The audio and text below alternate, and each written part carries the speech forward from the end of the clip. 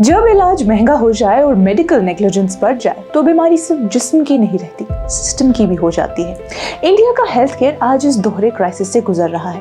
Health care का असल मकसद जिंदगी बचाना है, ना कि मजबूरी का फायदा उठाना। लेकिन इंडिया में मेडिकल नेग्लिजेंस और मेडिसिन की अनचेक्ड प्राइसिंग अब पब्लिक हेल्थ के लिए सीरियस थ्रेट बन चुकी है। जब एथिक्स कॉम्प्रोमाइज होती हैं और प्रॉफिट सबसे ऊपर आ जाता है तो आम लोग सबसे ज्यादा सफर करते हैं। शहरी हॉस्पिटल से लेकर गांव के क्लिनिक्स तक पेशेंट्स अक्सर नेग्लिजेंट ट्रीटमेंट और महंगी दवाओं के बीच फंस जाते हैं। मेडिकल नेग्लिजेंस में मिसडायग्नोसिस, ट्रीटमेंट में delay, surgical mistakes, irrational prescriptions और अननेसेसरी प्रोसीजर्स शामिल हैं। ज्यादातर डॉक्टर्स ईमानदारी और डेडिकेशन के साथ काम करते हैं, लेकिन कुछ केसेस जहां लापरवाही या प्रॉफिट ड्रिवन डिसीजंस होते हैं वो पूरे सिस्टम पर सवाल खड़े कर देते हैं। कई दफ़ा पेशेंट्स को ऐसे टेस्ट्स, लंबी हॉस्पिटल स्टेज या महंगी प्रोसीजर से गुजरना पड़ता है जो शायद मेडिकली रेलेवेंट भी नहीं होती। एक और वरीइंग ट्रेंड ये है कि डॉक्टर्स महंगी ब्रांडेड मेडिसिन प्रेस्क्राइब करते हैं, जबकि उतनी ही इफेक्टिव और सस्ती जेनेरिक मेडिसिन अवेलेबल होती हैं। इससे पेशेंट्स पर फाइनेंशियल बर्डन बढ़ता है और हेल्थ केयर प्रोवाइडर्स और फार्मास्यूटिकल कंपनीज के बीच के रिश्ते पर एथिकल सवाल उठते हैं। नाज़रीन, कंज्यूमर प्रोटेक्शन एक्ट 2019 के तहत मेडिकल सर्विसेज भी आती हैं जिससे पेशेंट्स नेग्लिजेंस के अगेंस्ट कंपनसेशन क्लेम कर सकते हैं।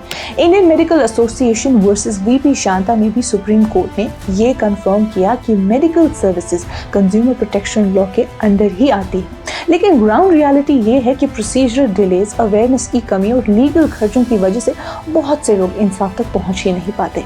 नेग्लिजेंस के साथ साथ एक और खतरा भी है, सब स्टैंडर्ड और कभी कभी फेक मेडिसिन का सर्कुलेशन। ऐसी दवाएं न सिर्फ बीमारी को ठीक नहीं करती बल्कि इलनेस को लंबा करती हैं या सीवियर साइड इफेक्ट्स भी पैदा कर सकती हैं। एक्सट्रीम केसेस में तो मौत तक हो सकती है।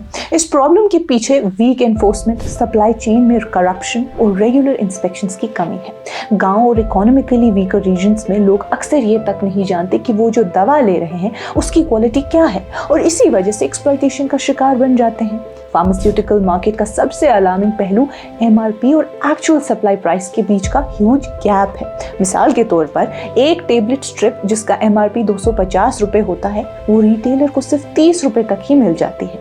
ये डिफरेंस दिखाता है कि इंडस्ट्री में कितना ज्यादा अनचेक प्रॉफिट मार्जिन चल रहा है। इसका सीधा असर पेशेंट्स पर पड़ता है। बेसिक मेडिसिन तक अफोर्ड करना मुश्किल हो जाता है। लाइफ सेविंग ड्रग्स जो सबके लिए एक्सेसिबल होनी चाहिए वो फाइनेंशियल बर्डन बन जाती है। फैमिलीज को मजबूरन ये फैसला लेना पड़ता है कि इलाज कंटिन्यू करे या रोजमर्रा की जरूरतें पूरी करें और इससे हेल्थ कंडीशंस और खराब हो जाती हैं। National pharmaceutical pricing authority drugs price control order 2013 के तहत कुछ एसेंशियल मेडिसिन के प्राइसेस रेगुलेट करता है, लेकिन बहुत सी ड्रग्स अब भी स्ट्रिक्ट कंट्रोल के बाहर हैं।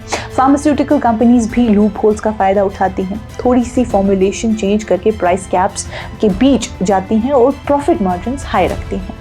गवर्नमेंट ने कुछ स्टेप्स लिए हैं अफोर्डेबिलिटी इंप्रूव करने के लिए, लेकिन ये एफर्ट्स अब भी काफ़ी नहीं है इस पूरी क्राइसिस को टैकल करने के लिए।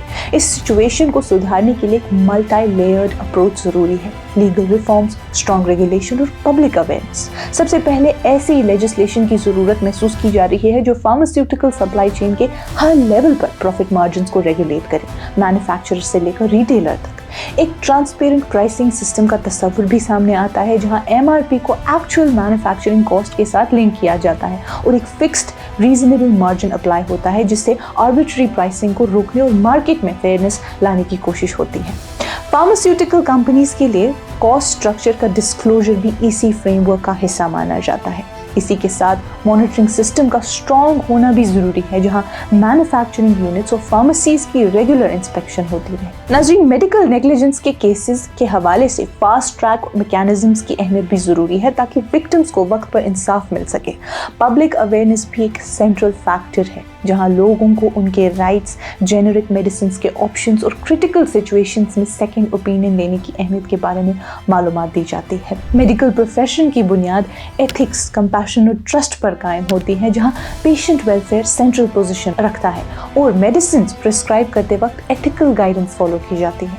फार्मास्यूटिकल कंपनीज का रोल भी इसी सिस्टम में अहम होता है जहां प्राइसिंग स्ट्रक्चर और प्रैक्टिसेस का सीधा असर पेशेंट्स पर पड़ता है। इसी तरह रेगुलेटरी बॉडीज मॉनिटरिंग और ओवरसाइट के जरिए एथिकल स्टैंडर्ड्स को मेंटेन करने के जिम्मेदार होते हैं और वॉयलेशंस की सूरत में एक्शन लेना उनके मैंडेट का हिस्सा होता है। इस पूरे फ्रेमवर्क में ट्रस्ट एक ऐसी चीज़ है जो मुख्तलिफ स्टेक होल्डर्स की शेयर रिस्पॉन्सिबिलिटी से शेप होता है। नाज़रीन, दवा कोई लग्जरी नहीं, जिंदगी का सहारा है। जब इलाज महंगा और सिस्टम बेहिसाब हो जाए तो इंसाफ भी दूर हो जाता है। अब वक्त आ गया है कि हेल्थ केयर को बाजार नहीं जिम्मेदारी समझा जाए, वरना भरोसा टूटने के बाद सिर्फ सिस्टम नहीं, जिंदगियां भी बिगड़ जाती हैं। आज की इस कश्मीर रिपोर्ट में बस इतना ही। बाकी मजीद मालूमात के लिए आप बने रहिए कश्मीर लाइव के साथ। खैबर सीमेंट, दिल से बनाओ।